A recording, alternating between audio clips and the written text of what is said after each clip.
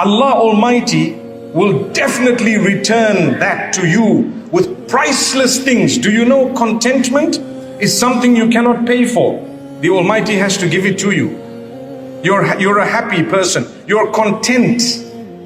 At night, you're so happy. Do you know the blessings of family, the blessings that Allah grants a person? The health that you have is something that, honestly speaking, is priceless. It's a gift of Allah. And that's why Allah Almighty always tells us, He reminds us in more than one place in the Quran, وَإِن تَعُدُّوا نِعْمَةَ اللَّهِ لَا تُحْصُوهَا.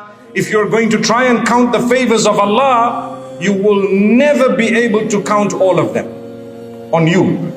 How has Allah favored you? Think about it for a moment.